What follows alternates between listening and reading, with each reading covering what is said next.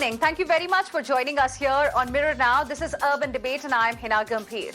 India, viewers, has got 1,892 Omicron cases as we speak, spread across 23 states and union territories. It came to our country almost a month ago, and it has now spread to 23 states and union territories already, with close to 2,000 cases coming in. Maharashtra and Delhi remain the leading contributors in India's Omicron tally, with 568 cases coming only from Maharashtra. That's at number one. Then 382 cases have been reported of Omicron in the national capital. This is followed by Kerala, which is at number 3. 185 Omicron cases have been reported there. Then Rajasthan, 174 Omicron cases. Gujarat, 150. 52. Tamil Nadu, 121. Now, this variant of concern, viewers, has triggered the third wave, as India's COVID count has now jumped to nearly 40,000 cases in a day. Delhi is adding almost 1,000 cases every single day, forcing the government of the national capital to announce weekend curfew from this week onwards. In fact, Delhi's Chief Minister Arvind Kejriwal also tested positive today. Here also, the positivity rate has gone up sharply. On the other hand, if you look at Mumbai, that too saw a big spike in COVID cases, with close to 11,000 COVID cases coming in Mumbai in a single day. Till about yesterday, we were talking about 8,000 cases. So for 2 days in a row in Mumbai, around 8,000 cases were reported, and today the tally has gone up to close to 11,000. Mumbai's mayor, in fact, has said that lockdown will be imposed if the daily COVID count crosses 20,000 mark. And the way cases are rising, it seems that it's not far away. In fact, over 10 ministers and 20 MLAs in Maharashtra have tested positive for coronavirus. It's clearly spreading like wildfire. So on Urban Debate tonight, we are going to discuss the way forward for India. Third wave is here already. There were projections already that were there suggesting that, probably in January, the third wave is going to hit us. Now, Omicron, the variant of concern, has triggered the third wave. What lessons can we really learn from South Africa? Because that is where Omicron variant was detected first on November 24th. And do we need to now change our strategy a little bit? Because this variant of concern, Omicron, is very different from Delta that triggered the second wave for us. Let's understand from this eminent panel of experts who is joining us live tonight on Mirror Now. Dr. Chandrakant Laharia, vaccine and public policy and health systems expert and co-author of Till We Win, India's fight against COVID-19 pandemic. We are also joined by Dr. N.K. Mehra, Honorary Emeritus Scientist of ICMR and Former Dean, All India Institute of Medical Sciences. Professor Dr. Nivesh Siolal, who is a pulmonologist and intensivist, Morningside Med Clinic, is joining us on the broadcast as well, live from South Africa. Thank you very much, gentlemen, all of you, for joining us here on Mirror Now. Let me begin the discussion with you, Professor Siolal, because you are from South Africa. You have seen how the situation was when Omicron variant was first detected on 24th of November. For our viewers, why don't you tell us first, how is the situation right now? I believe the case count, the way it went up sharply, in the same manner, in fact, it has come down as well. Yes, thank you for having me. So, as you know, we're talking about a 6-week ago period where we first discovered this new variant of concern, although we think that it was, in other countries of the world already. We found that we think that we have reached our peak or somewhere near our peak at the moment. Our numbers are going up, daily numbers. The peak numbers we had were about 20,000 per day. That was about the 28th or 29th of December. At the moment, then it got down to about 9,000, but it's hovering around the 10,000 a day mark. So we're in the heart of our fourth wave as we speak right now. And in the last 6 weeks, it's been, remember, it's the festive time of the year. It's the Christmas and New Year break. There's the summer holidays in the Southern Hemisphere. So we're expecting the case count to go up probably in the next 2 to 3 weeks. Before we see a diminution of this wave. Okay. As we speak at the So you're moment. seeing about 9,000 odd cases coming Sure. on a daily So basis in South Africa.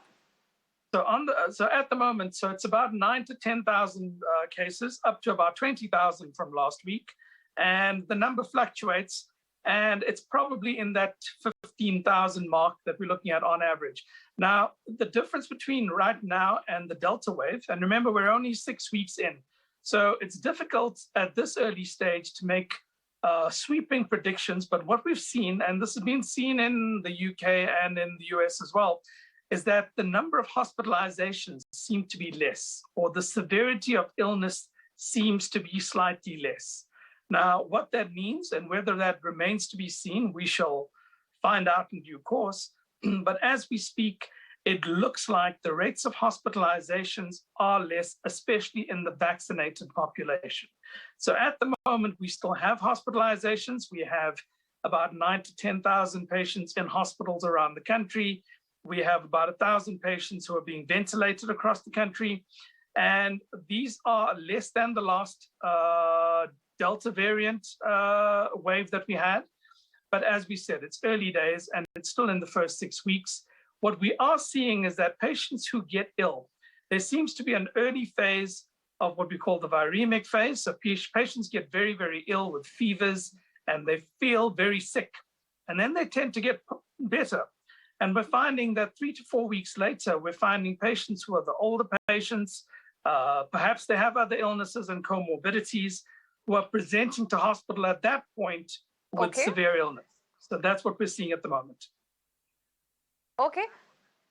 So that's the current situation in South Africa. Dr. Rakesh Mishra, former director, CCAB Hyderabad, is also now joining us on the broadcast. Good evening, sir. Dr. N.K. Mehra, let me ask you about how will you assess the situation that we have in India? You just heard Professor Sulal about how it is in South Africa right now, where Omicron was first detected on November 24th from a peak of about 20,000 odd cases per day in December. Now they are down to about 9,000 cases per day. On an average, 9 to 10,000 is what they are looking at. In India, however, 37,379 cases, total COVID cases, have come in a single day. Our positivity rate, sir, has jumped to 3.24%.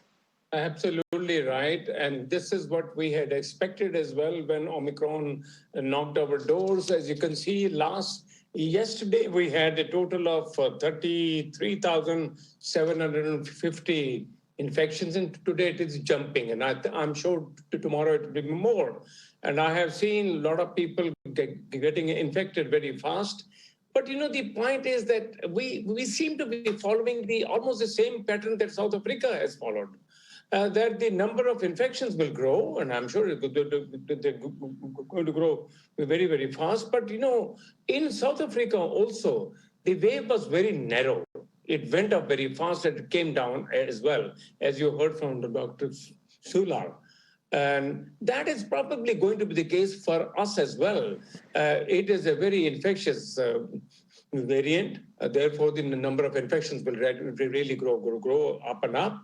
But the latest variant is not very severe. It doesn't cause a very severe disease. It's a very milder form. And you have seen the data that came 3 or 4 days ago. More than 2/3 of the patients who get infected are actually asymptomatic over there. There are very few people who develop milder symptoms of a sore throat or a running nose or a fever or a lot of body ache and all that. But that also goes away in about 5 days' time. Some people believe that the symptoms are very similar to that of the flu virus. And it is actually turning, almost like the pandemic is turning into a flu virus. And some of the scientists in South Africa have been talking about that it could actually work like a natural vaccine. But I think all these are very early days, and we need to really follow up and see which way the pandemic takes a turn. At the moment, so far so good. India is doing extremely well in terms of the fact that more than 2/3 of our adult population has been doubly vaccinated. And there are only about 7 to 8 crore people in India who have had no vaccine so far. I think that's a worry for us. The worry is those who are unvaccinated. The worry is for those who have comorbidity as well. Otherwise, I don't think there is any need to go into panic mode. That's what we need to do through your channel, that there's no need to panic, because the people who have got infected have got a very milder form of infection so far, and there is no need for them to go to the hospital even. Okay, worry clearly is the unvaccinated population. Two-thirds of adult population in India is fully vaccinated, but the way cases are being reported, that is a cause of concern. Dr. Rakesh Mishra, do you agree with Dr. Mehra that, in a way, India seems to be following the pattern that we've seen in South Africa, a very narrow sort of wave we saw there, but, looking at the demography there and here in India, they had about 20,000 odd cases on a day when this was at a peak. We are we are seeing the beginning of this wave, and already close to 40,000 cases are being reported. Your assessment? We are seeing the beginning with something similar, but the end may not be similar because we are different country. And I expect the wave to be little slower, but of much higher amplitude, because we have just simply large population. It's slower because we have a lot of people with seropositivity and vaccination, and that will slow down a little bit the speed, because the virus will respect to some extent that. And but it all really depends on how we are handling the situation and deciding how to go about it, which means the government means testing and isolating people. That will be very, very crucial. Avoiding crowding of any kind that happens, any kind. I don't think any state or any city is safe from the virus. I want to point out one thing which we seem to take solace, that is a mild virus. We are lucky that it's mild, so many crowding in the hospital may not happen. But let's not treat it as a vaccine. A mild virus is not a vaccine. It is not tested. It will harm people who are having weakness, who have comorbidities. Vaccines are tested to be safe for them. And worst of all, mild virus, if we don't take note and don't respect it and prevent it, it is going to give to new variants, because a mild virus infecting means chance of new variants coming. So we should not at all treat this as a natural vaccine. That will happen, we get immunity, but the virus is not a vaccine. It can create problems with us. It will create variants, and it will be harmful for the people with comorbidity, which is not the case with vaccine. So let's focus on vaccine, get as much as possible, get the third dose whenever it becomes acceptable and available and system allows that. Those are the safer ways of doing this. At the moment, our responsibilities as a people, I already told what government has to do, that they are doing. Our responsibility is to avoid crowding and not take it lightly that we will get mild symptoms. Unfortunately, I take it as a disguise, danger in disguise.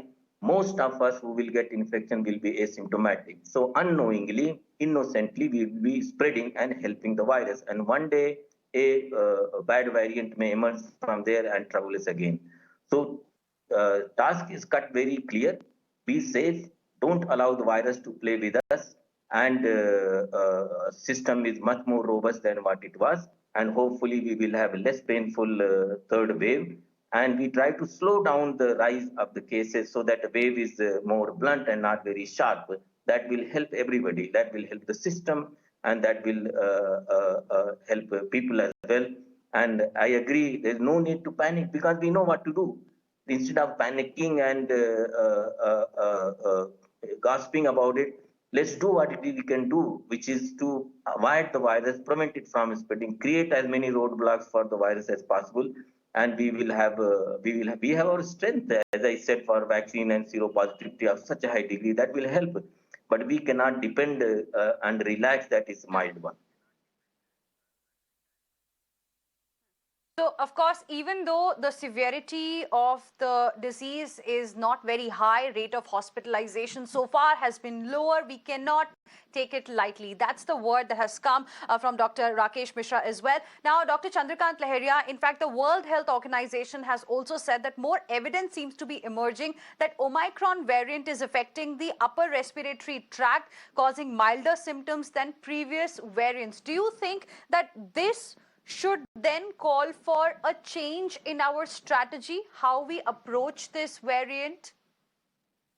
So what we need to remember that it cannot be a single study which should determine our course of action. We should be looking at the evidence cumulatively and holistically, examining that what has been new information about the virus. That's one. Second thing is that one thing is very clear, that there is a uncoupling of infection from disease, which essentially means there are a high number of infections, but the disease is, or the people who require hospitalization or oxygen beds are relatively small. What it means at operational level, it means at operational level that we cannot use merely daily new cases or test positivity rate as our parameter to design our interventions. We know that hospitalization is less, then there is no point in saying that we are working on strengthening hospitals and we are doing this bed and oxygen bed, because that number is small. We should keep doing that, but alongside what is required, in my opinion, that whenever governments are planning restrictions, they should be looking at a more broader set of parameters before putting the restriction. The government should also be considering that what can be done at the primary healthcare center level, the rural and urban primary health centers, because disease will be asymptomatic and mild, and what people need, that they need timely consultation and the testing if they are symptomatic with the healthcare system. Now, relying on the hospitals only, that might kind of a deterrent for people. It might be expensive for people. We know the status of government healthcare facility. So what government should do, proactively make those consultations easily available, design the strategy. Like, for example, some of the states are putting restriction. Initially, they developed a response plan which was very much in the alignment with the parameters which were used in April 2021, or even way back April 2020, 2 years back. Now our parameters to design those strategy had to be really dynamic. And the final point I would like to make, that in the new situation, because we know that currently cases are rising in Mumbai, Delhi, or other major cities, cases are not that high in rural India, smaller town. So there is a limited point in, let's say, if a state capital of a largely rural state has more cases, then there is no point in putting night curfew across the state. In fact, there is no point in putting night curfew, but definitely no point in putting across the states. What should be done? We should be designing those strategy based upon local data, the district specific data, and if we are smart, intelligent enough, even sub-district specific data. From the citizen perspective, I would say that this is the final point, that while people are fatigued because of following COVID appropriate behavior, but people can, what they can do to themselves, others to stay safe, that please keep a watch of trend in COVID-19 cases in your area. And if you see the upward trend, please do follow COVID appropriate behavior. Please follow this COVID appropriate behavior is more relevant for people with comorbidities and other risks. So clearly, Dr. N.K. Mehra, problem is universal, but we need more area-specific solutions. That's what Dr. Chandrakant Laheria is pointing towards. Now, he also mentioned that, rural areas are not really seeing a spike in cases. Is it because not enough tests are happening there? Are cities like Delhi and Mumbai reporting more cases today because now we are more aware of this variant and we are doing more tests? That was the argument from Kerala as well last year. Remember when in other parts of the country the cases were down, but Kerala was seeing a spike, and Kerala at that time came forward and said, we are testing more. That's why we are getting more numbers. No, Heena, right from the day one, we have seen that the number of infections are actually higher in Delhi and Mumbai, and perhaps in Calcutta and Kerala as well, because of the international flights, the flights coming in. Today, I was looking at the data from the states that are going into election mode. That the numbers somehow were very few over there. The numbers are increasing exponentially in Delhi and Mumbai there. The second point, when I began my sort of talk, and I said we are going to be following the trend as we have seen in South Africa, what I meant was that the disease is going to be milder. Of course, it is true that each setting, each country is different, populations are different, the demographics are not the same. The population of South Africa is mostly young. The average age is about 27 over there. That's not the case in India. Of course, also the immunity levels are not the same. But then word over we have seen, this is the case in the US where yesterday they had about 1 million infections there, and average per day, the average in the week is about 5 lakh infections a day. France saw about 2 lakh infections a day. So there are changes from one population to the other, but all of these are looking at a milder form of infection so far. And we don't want to do that kind of a thing in India. We don't want the numbers to grow exponentially over here, because then the viral load will actually become very high, and therefore that will also impact on the community immunity. At the moment, as I said, we are in a very safer zone from the point of view of vaccination over there, and also the sero surveys indicating that a lot of our population has also been naturally infected as well. And we saw that in the children. The children who were never vaccinated so far, but more than 2/3 of them had antibodies over there. That might have come through the natural infection due to that very robust second wave that we had. So although we are now moving towards the third wave, South Africa has seen the fourth wave actually, and others have also seen the fourth wave. We are now moving very quickly to the third wave or an upsurge as we are seeing. So we have to wait and watch, but be very careful as far as possible, try and stop the infection. Okay. Dr. Rakesh Mishra, do you think there is also now a need to change our strategy in terms of testing specifically? For example, during Delta, our mantra was test, track, treat. So detection clearly is the key. Do you think even in this wave, the wave that has been triggered by Omicron, the same strategy will be important, or we need to change it slightly, because most of the cases, of course, are going to be asymptomatic. The disease per se is very mild as compared to Delta. Yeah. So the earlier also testing was not for only for symptomatic people. Testing means you are trying to track the virus in a proactive manner and identify and isolate before somebody infects others. What we have additional technology this time is we can do environmental surveillance of sewage samples. That gives a reasonably good view of what is happening in that catchment area of that STP or that water body. And then you can define more granular strategy, which city, as just now Dr. Lagli mentioned. Let's not have a universal policy that lock the city, lock the country, lock the state. That's not going to. The virus is not city specific or country specific. It's area specific. So more finer we go, more effective will be against tackling the virus, and more painful it will be for the people. Any lockdown, things like night curfew. I mean, night curfew is, I think, is just a psychological message to people. Otherwise, in India, night curfew don't mean anything. There is not much light during winter in the night. So we should try to, on the other hand, spread out, because we understand more about the virus. Let's spread the working hours. Let's have 2-3 shifts and spread out thin the population rather than locking down early and not let people move around. So we should think creative way to how to reduce the crowd, how to minimize the indoor activities, and people have to respond positively by mask, good mask, because it's very infectious. So we should not depend on simple cloth mask. We should take double protection and so on. And basically, the thing study therefore remains the same with this new learning that we have, that test as many as possible. Where you will suspect there is any outbreak, test large number of people who are suspect of contact and so on, because tests are much cheaper, much more available. Everything is indigenous. There is no issue of supply, and these tests are reasonably good.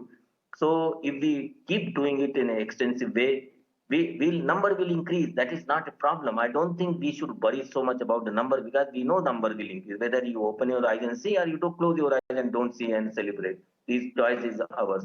So let's take the number that Okay. will let us tackling the virus much better. Our strategies will be more effective. Okay, interesting point there. We shouldn't really worry too much about the numbers at this point in time and focus on aggressive testing strategy. Professor Siolal, anything that India can learn from how South Africa managed to tackle this particular wave, the way it began, the fourth wave for you there? India currently seeing about close to 40,000 cases, but those are COVID cases. Omicron case count is still about around 2,000. Yeah. So I think a lot of what our guests are saying are, I think at this point we have to have the data-specific interventions for certain areas, like we're talking about urban areas, rural areas, areas of high vaccination, areas of low vaccination.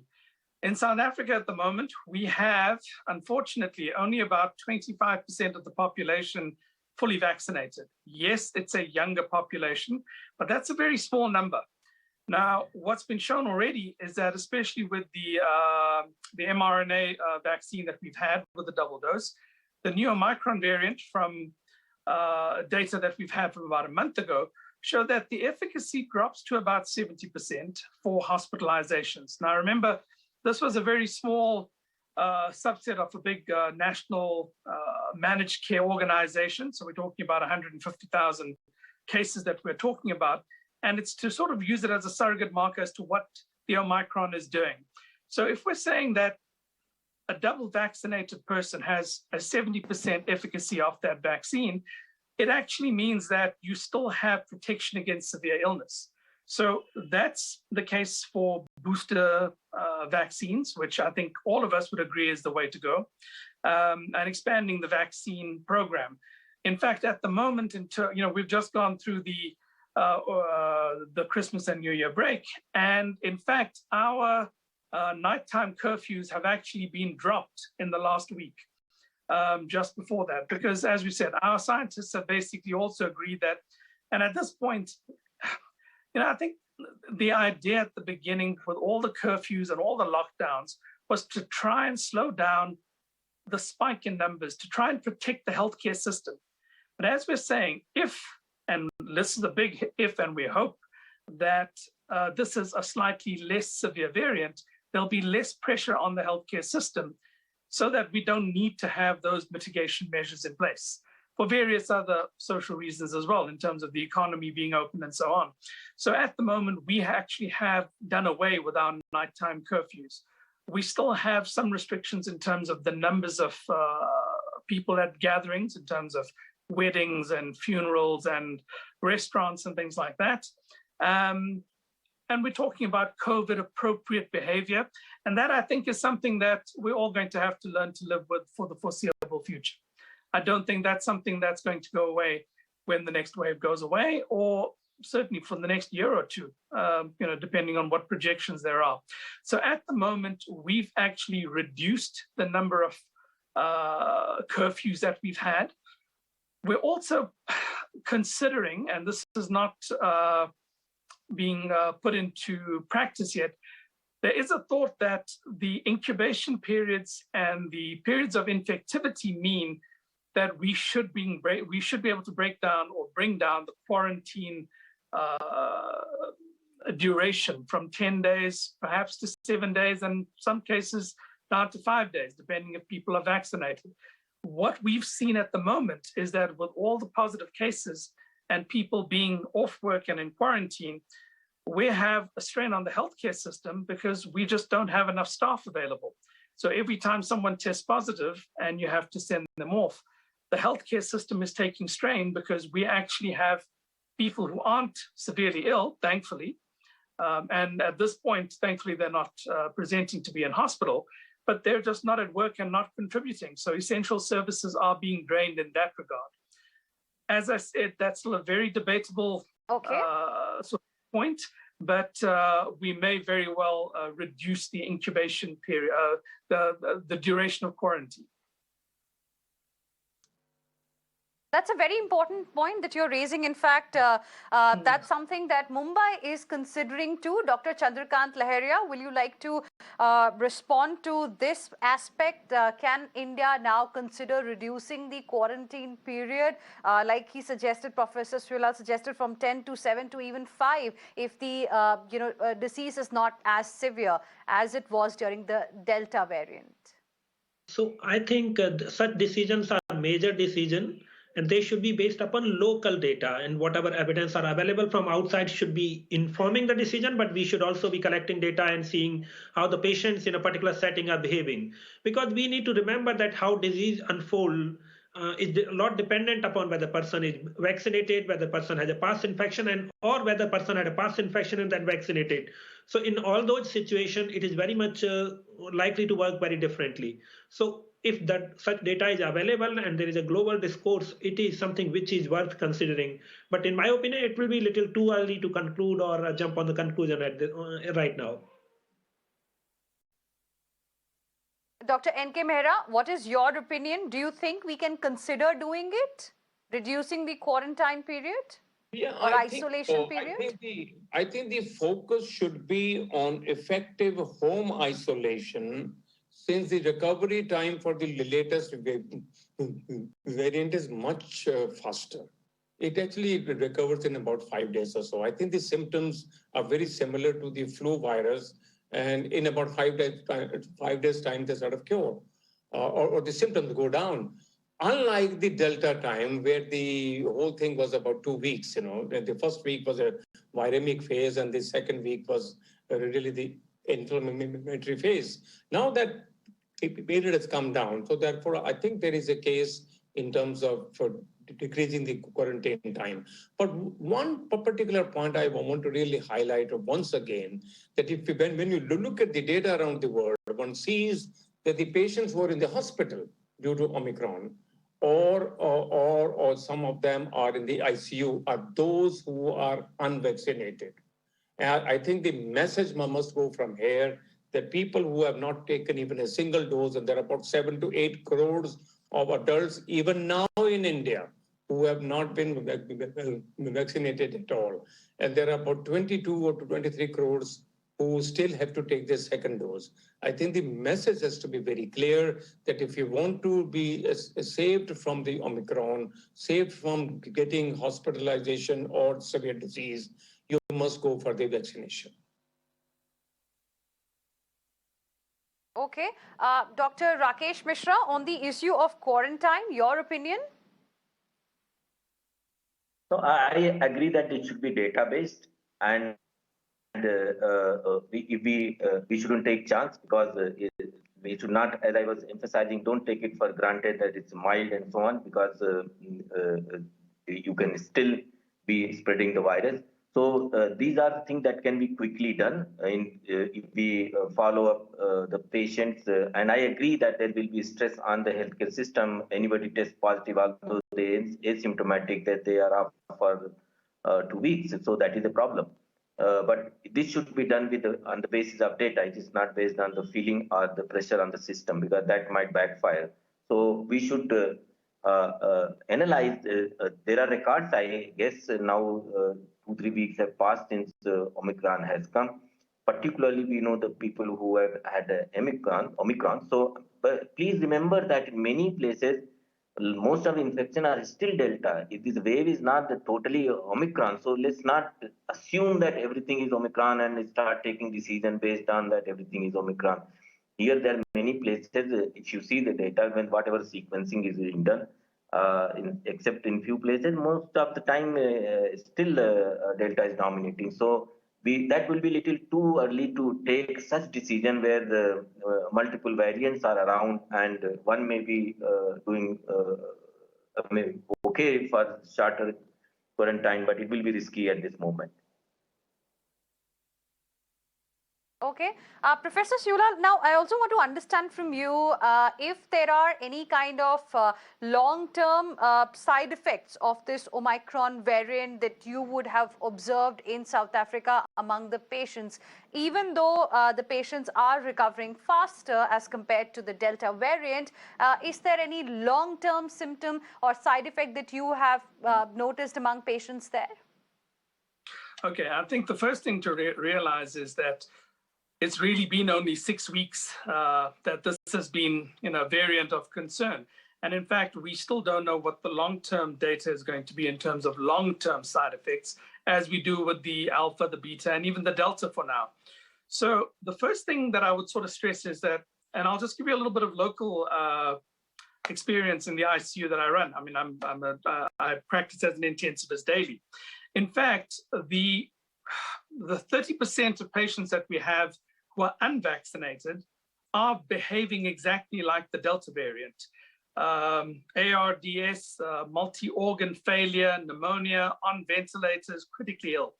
The patients who've been vaccinated are slightly different. They're not really presenting with the respiratory drive. Just want to interrupt you here, Professor Siulal. So 30% unvaccinated patients that you're talking about whose symptoms are similar to Delta variant were actually found infected with Omicron variant?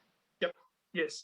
We've actually stopped sequencing in some places. We've got 99% of the Omicron variant. So in fact, our local labs have even stopped doing that. And on the PCRs, they can actually tell while the PCR is being run, which variant we're looking at. So right now, this is all the Omicron variant. And the patients who are unvaccinated present very similar to the Delta variant. And that's what I've seen, personally in terms, and we're talking young patients, 32-year-old pregnant woman, 60-year-old woman with very little in the way of comorbidities, but just being unvaccinated. The vast majority of the patients in our intensive care units at the moment are vaccinated, and they're presenting with varied other things, in that they come in with surgical emergencies, with abdominal issues, things like pancreatitis. We've had intestinal or bowel ischemia. We've had cardiac issues, people coming in with what looks like heart attacks, strokes, people what look like meningitis or encephalitis. And these are all the vaccinated population, older patients who have other comorbidities, and they're not presenting in the typical way that the Delta would have. For example, in all the other waves, someone gets ill in the viremic phase, and within about 10 days, they come in critically ill, oxygen levels low, needing a ventilator, needing oxygen. That's not what we're seeing right now. So in this first 6 weeks, and it's still early days, we're seeing patients presenting with more of a slow burn rather than a rapid fire. And patients come in and they deteriorate slowly over the period of about 5 to 6 days, as opposed to 5 to 6 hours, which we were seeing with the Delta variant. So that is the difference that we're seeing right now. Obviously, this is all anecdotal, and it's really only in the last 6 weeks that we have some data to rely on at this point. The numbers overall are less. So the numbers in my ICU conglomerate are probably 60% of what we had in the Delta variant. So we still have availability of beds, we have availability of resources like ventilators, whereas probably 6 months ago with the Delta variant, we were running out of ventilators and we've had to prioritize these sort of things. And this is the country as a whole.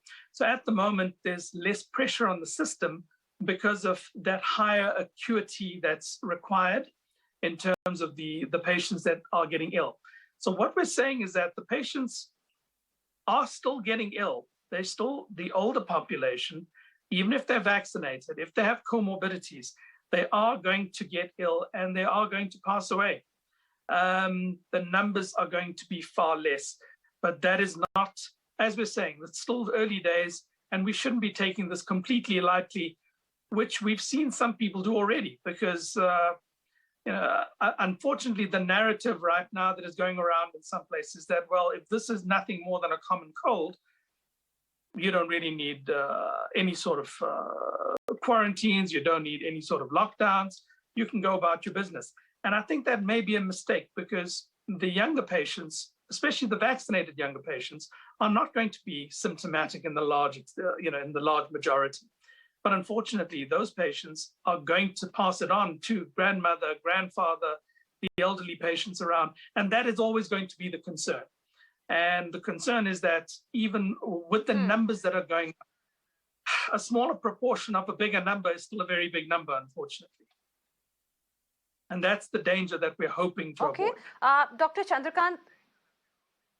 Okay, Dr. Chandrakant Laharia, now at what percent of vaccination coverage we will get a sense of security, in your opinion? What is our learning from vaccination drives in the past? Because as of now, the vaccination coverage, according to the government, is about 146.70 crore. So that is going to be a very difficult question to answer. What we need to remember that vaccination is happening over a period of time. By the time people are vaccinated, a particular proportion of population is vaccinated. Many people who were vaccinated earlier would have crossed the 9 months or a year. Currently, we do not really know that how long the immunity or protection lasts after vaccination and to what extent over a period of time. We assume that it lasts for 9 months to 12 months, but that's an assumption. And so it is, and vaccination is a rolling target. So I would not be very keen to put the numbers to what proportion of population which is vaccinated should be, we can feel confident. I would be more concerned or focused upon that. Let's remember that vaccine prevents from severe disease, hospitalization once you get infected. But alongside, one need to remember that you need to follow COVID-appropriate behavior to protect yourself from infection. So preventing infection and keeping people protected through vaccination had to be two combined approaches.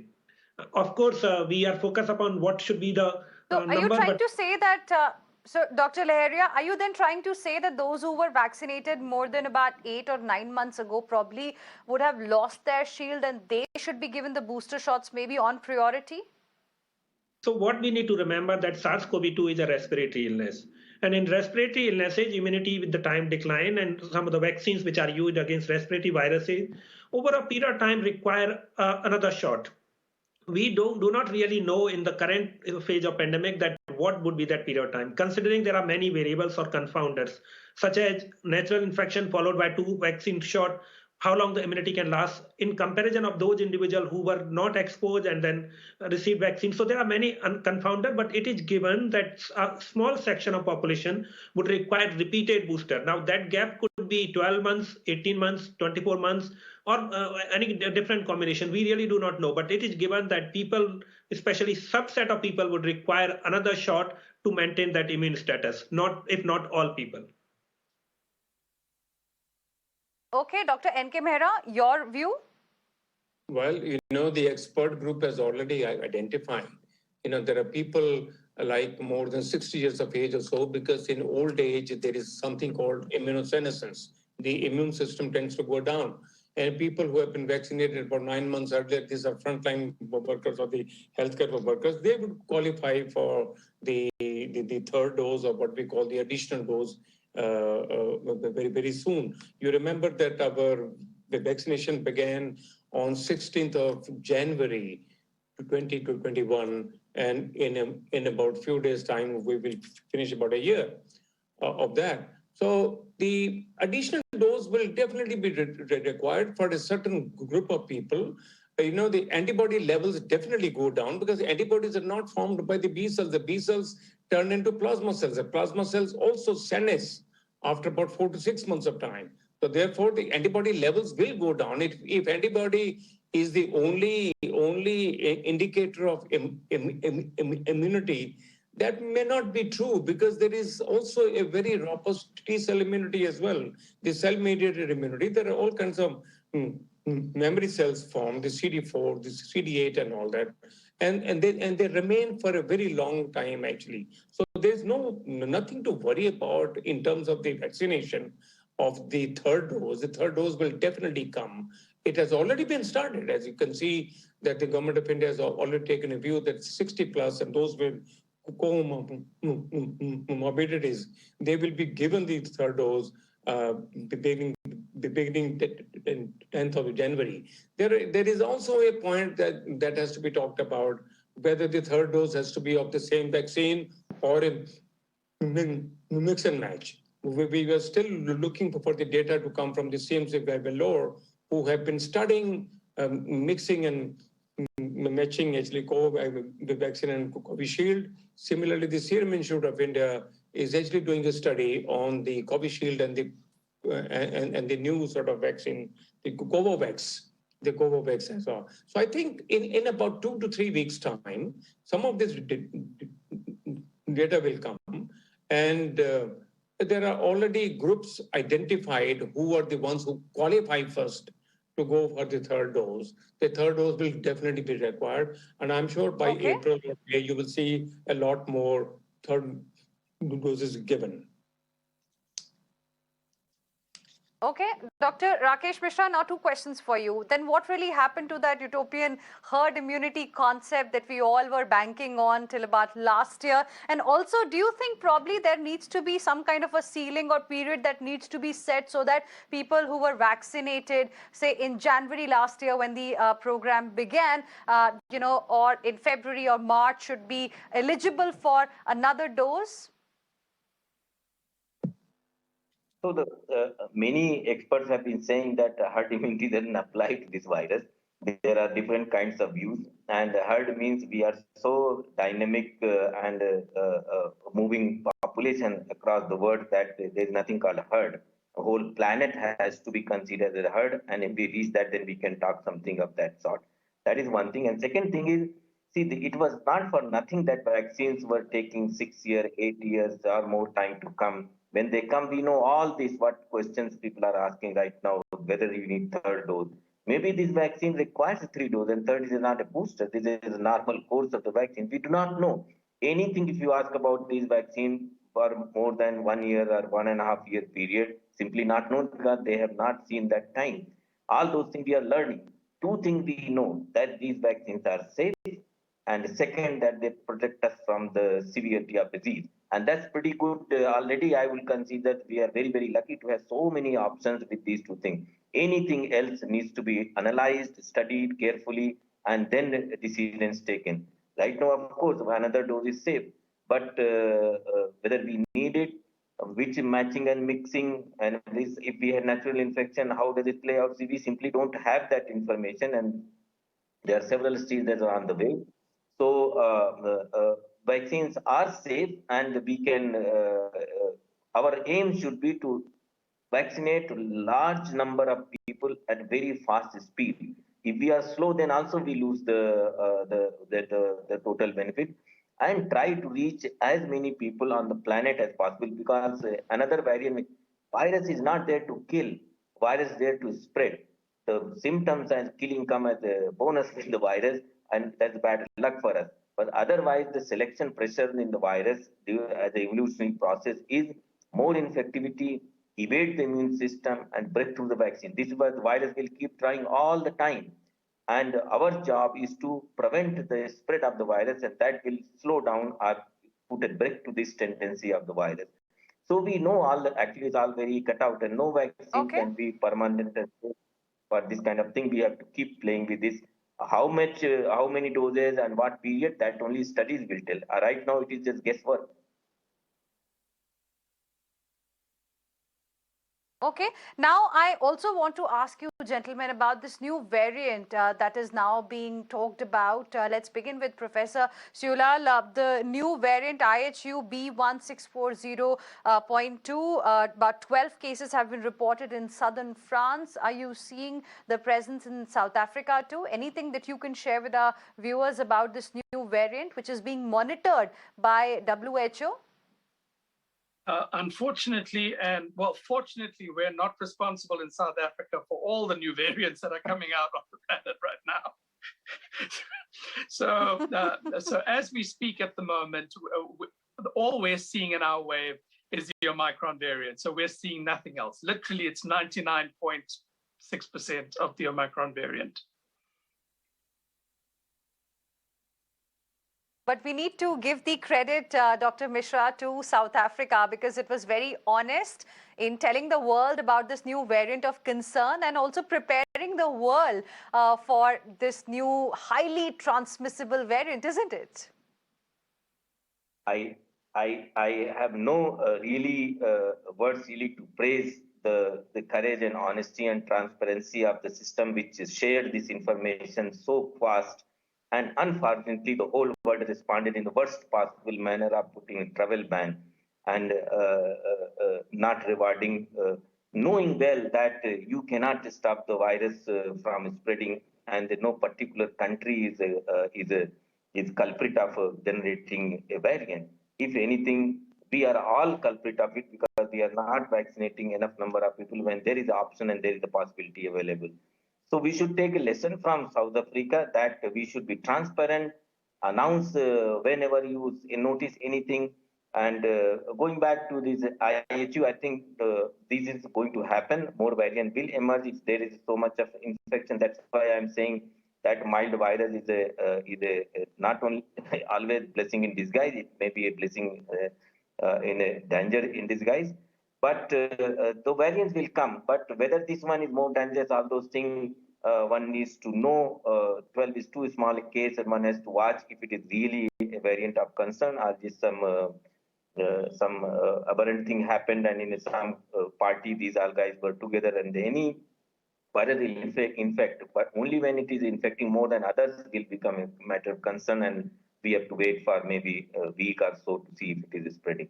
But at the moment, we have to be just careful. We know what to do, Okay. and it is a fast spreading virus, and we know how to stop it and how to save our lives, and we should do that. Well, Heena, the new variant.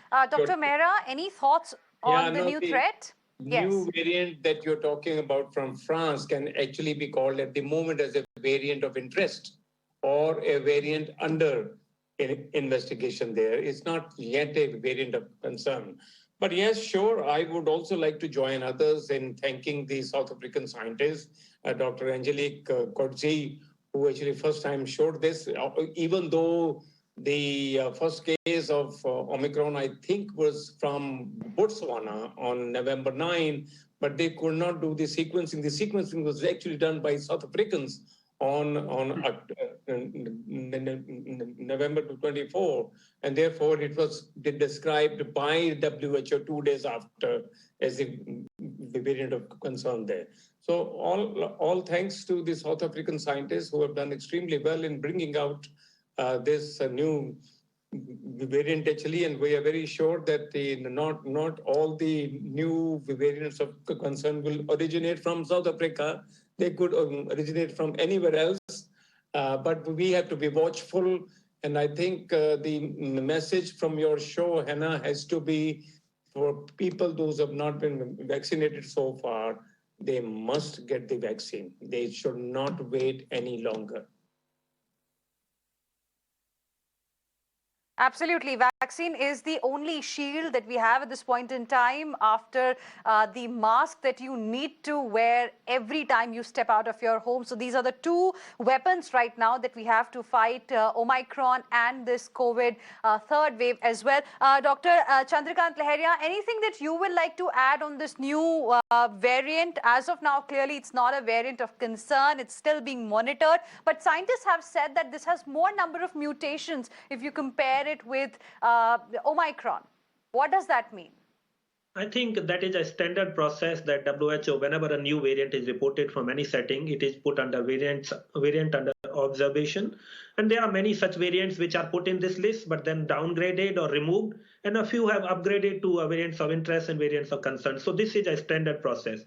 It also reflects that how genomic sequencing and the ability or interest of country to share their data on various variants has evolved over a period of time. So it is a simply outcome of increased sharing of data by the country. Of course, the global bodies need to watch it. Once we know that there is a new variant, it guides or helps the country to plan their resources and also examine whether they are seeing that variant. So this is all good, and it reflects the maturity of at least genomic surveillance at the global level. I would not say beyond that at this stage. Okay, I want to give the last word to Professor Siulal. Anything that you will like to tell the, medical fraternity here in India in terms of your learning in fighting Omicron variant among patients there that we can really learn from you? So, well, firstly, I think, in terms of the medical fraternity worldwide, we are all interconnected and we all liaise and we all are learning at the same rate. So, in fact, we all have collaborations formally and informally on a daily basis across the world. And more importantly, I think, to your viewers, part of the issue that I've had to explain is that this is a disease. COVID-19, if you want to call it, is a disease. Any other viral illness, whether it's HIV, the common cold, influenza, you're going to get mutations. That's what viruses do. All the stuff that we're talking about in terms of virus variants of concern and mutations, we're just hoping that the scientists tell us which seems to be more infectious and which may be more deadly. That's all it's telling us at this point. And time will tell whether or not a mutation becomes more dangerous, less dangerous. We hope it's going to become less dangerous. But all we can do right now is treat this disease and try to end, or if not end, try and live with this pandemic. And I think that's what everybody across the world is trying to achieve in various different ways, whether it's some of the so-called first world countries who are now on their fourth vaccine booster, or some of us who are just trying to scramble around and make sure that the unvaccinated get at least one jab into the arm. So the COVID-specific behavioral measures we're talking about, wearing masks, social distancing, getting a vaccine, that's basically what we're talking about. In terms of the actual treatment of one variant to the next, I think the reality is it doesn't make much difference to a healthcare system, except in terms of what the planning would be from a global perspective in terms of how many resources we have. We do need a primary setting and a primary healthcare system that's robust to deal with people who are ill at the beginning.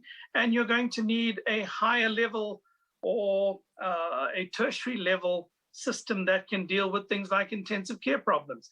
And I think this is the same for all diseases. Right now, in the 6 weeks that we've had some experience with this new variant, there are some differences that we can see.